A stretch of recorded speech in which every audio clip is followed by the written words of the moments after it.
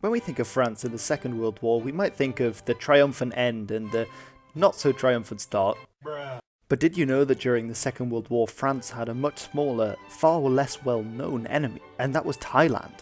Now, why on earth did Thailand go to war with France during the Second World War, and actually should this even be seen as part of the Second World War? Well, that's what I'm going to be talking about in today's video, because of course we know that in 1940 the Germans invaded France with a lot of success.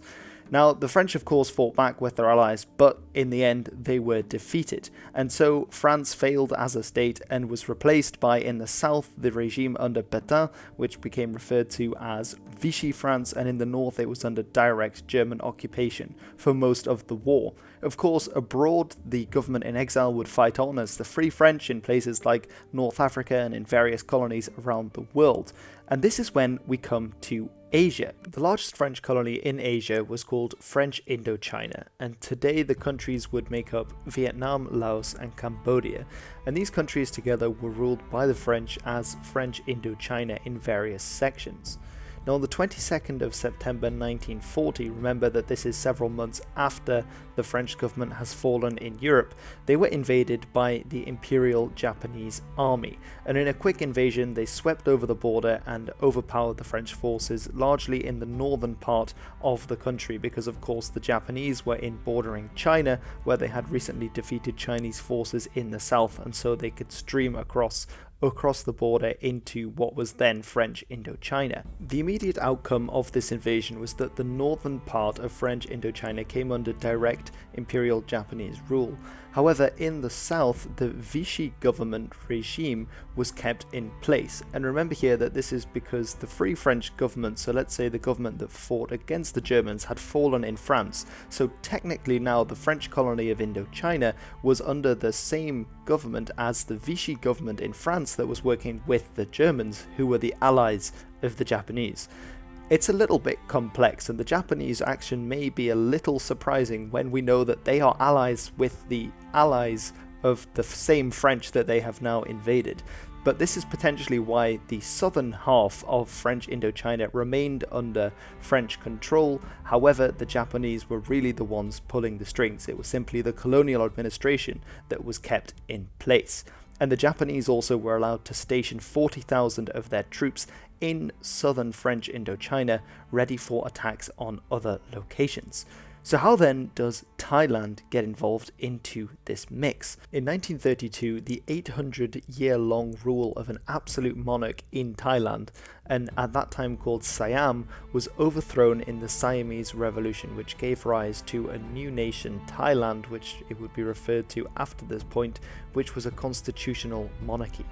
And during this revolution, it was almost a bloodless transition of power. Things really looked for the better. That is until 1938, when one of the leaders, Plag Phibun actually took power for himself and became somewhat of a dictator in the new nation of Thailand. His vision of a more unified Thai identity in a more modern Thai country excluded those of the very large ethnic minorities within the country of Laotians, Chinese, Malaysians and Cambodians, and sought to create just one identity of being Thai.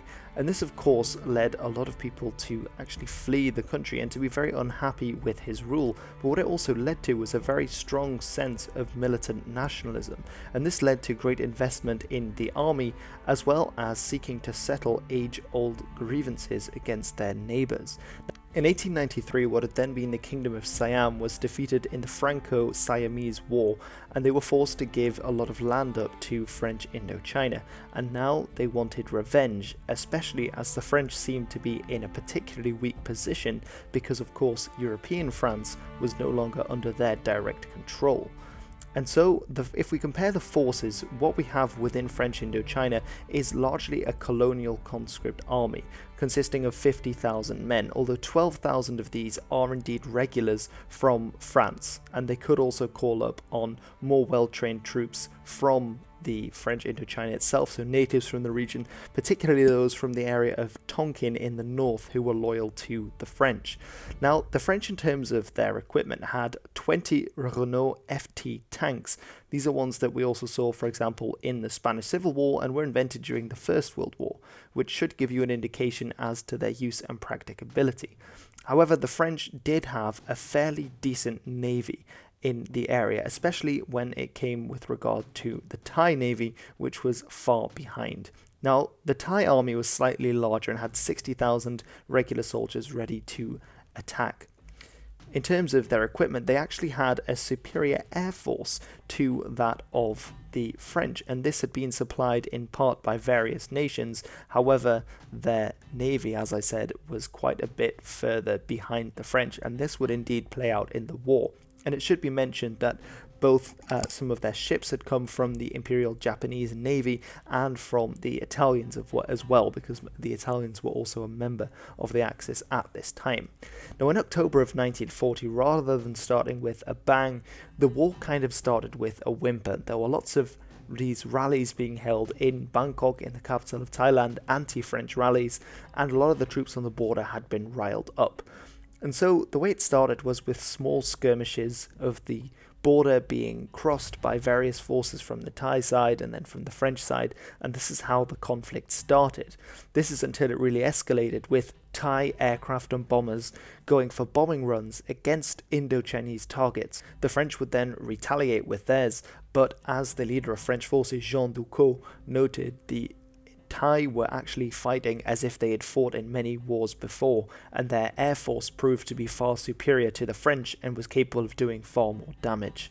On the 5th of January 1941, a coordinated Thai offensive began, and really it swept all the French away in their path. Certainly this was the case in the more northern areas in Laos. However, in Cambodia, the French were able to put up a better defense against the Thai forces, who were far better equipped than the much neglected French colonial troops that found themselves there.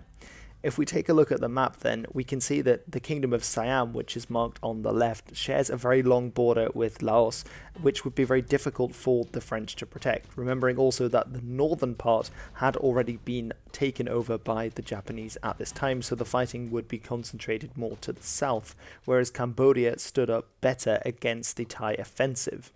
Now, on the 16th of January 1941, the French realised that they had to react, and so they planned a counterattack. This was launched at dawn, and French forces went out to fight and try to retake the positions that the Thais had taken from them. However, the information on the ground was very poor, and they didn't realise that the Thais had fortified the area and were well entrenched, and so the French counterattack came to nothing. The fact that the French were only saved by the Foreign Legion's artillery meant that they could fight another day. Otherwise, they might then and there have lost, and it seemed like the French position was becoming untenable, and they might soon have to raise the white flag once again in that year.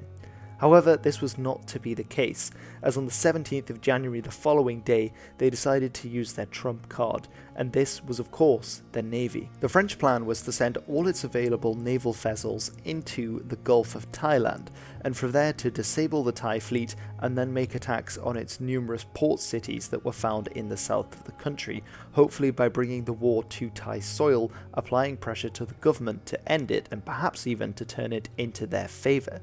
This turned into a great success when it caught the Thai Navy at anchor at the Battle of Ko Chang, where they were able to sink 2 torpedo boats and render a coastal vessel unusable in the same battle, while suffering no casualties and delivering over 300 to the enemy.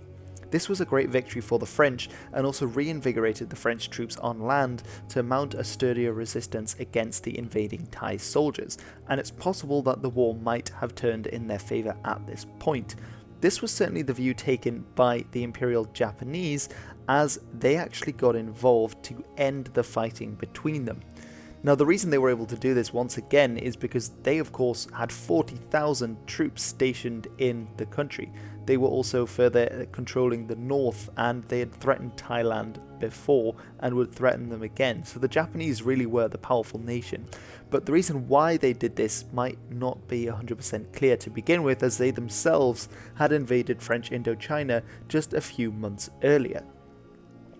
Well, the answer is, of course, that the Japanese were allied to the Germans, who were also allied to the French, as I was saying. Even though they had already invaded French Indochina for themselves, it was not in their best interest to have a war raging on their doorstep, especially when they were fighting ongoing campaigns on several Pacific islands and against the Chinese just to the north. Furthermore, they also had ambitions on larger parts of Asia, because at this point they were looking at extending the war to other targets. So this area here, which I've highlighted, is French Indochina and Thailand. They were looking at targets controlled by the British and the Dutch further south, so looking at Malaysia and Borneo, and for the Dutch, of course, the East Indies, and also further to the west, places like Myanmar and India itself. And for this reason, they didn't want this area to be completely destroyed, because they were planning to use it as a springboard from which to launch further invasions themselves. And this is why the Japanese on the 28th of January were able to call a ceasefire, and shortly after that on the battleship Naruto, wait, if I just said it was the battleship Naruto, that may not be the actual name, but it was on a Japanese battleship that they signed the peace agreement between the Thai government and the French Indochinese government there. The Japanese wanted to maintain strong relations with both the French government after their initial stress of having invaded them, because they needed their cooperation as well, but also not to pressure the Thai government too much, because they also wanted to use the Thais as allies against other enemies in the region. And so they forced the Thais to give up 3/4 of the land that they had taken from the French, and so the French only ended up ceding several provinces to Thailand, some of which still remain with them to this day. Now, for this reason, the Thai government obviously was not too pleased with the Japanese, because they may well have had the entirety of French Indochina to themselves, and for this reason they started to look to other allies like the Americans and the British. They'd already been speaking to the British and perhaps were thinking of getting involved on the Allied side in the war, and now certainly they felt very threatened by the Japanese, but the Japanese themselves would put an end to this, as they would actually invade Japan. For only a few hours, actually, the invasion lasted, and Thailand would become independent. But from that, from this Japanese invasion of Thailand, which didn't see too much fierce fighting apart from a few locations in the south, it would lead to an alliance between Thailand and Japan. And for this reason, Thailand would become one of the Axis powers and help the Japanese in their land campaigns in places like Burma and Malaysia, which is very interesting, but certainly a story for another time. It wouldn't be the last of the dealings between the Japanese and the remaining French Indochinese government either, as until 1945, the colonial administration was allowed to function under the supervision of the Japanese. In 1945 itself, seeing that the war was going against them and fearing that they might aid the Allies should they try to land there, the Japanese performed what essentially was a coup d'etat and really rounded up all the colonial administration, defeated the French soldiers. It was really by surprise, and took the French off guard and rounded them up and sent them to prison camps, from which many of them would never return. Of course, for the history of the region, this was an important moment because, well, at this time, it really left the colonial administration completely in tatters, whereas if they hadn't done this, perhaps the transition then back to a French colonial possession and how independence might have been achieved might have been very different. But because this was dismantled by the Japanese, groups like the Viet Minh, being led by Ho Chi Minh, that fought back against the Japanese and other resistance movements, became really the power that filled the vacuum in many ways. And so it would have a big impact for the future, for the French Indochinese War that went from 1946 and into the 50s, and after that, of course, the Vietnam War as well. But that certainly is a story for another time. I hope you've enjoyed this one. How did I come across this topic? Well, I've done a video for, and I'm not sure if it's up yet, but on the website of a good friend of mine on Griffin Johnson's channel, The Armchair Historian, I made a video on the Japanese attempted invasion of India, and I'll leave a link to that in the description below.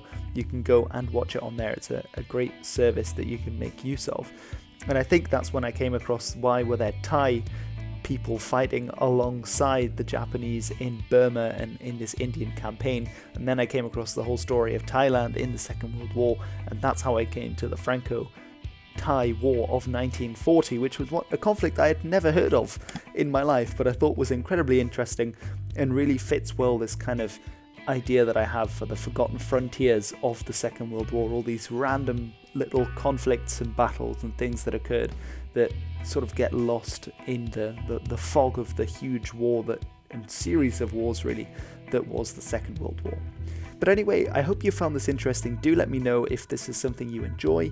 Give me a thumbs up and comment something. It really helps me in the algorithm so more people can find it, and it lets me know that you've enjoyed the video. Also, if there's things you'd like me to do differently, then just let me know that as well. That would be awesome. But thank you very much for watching. I hope you all have a brilliant rest of your week. I've been Hilbert, and this has been The History.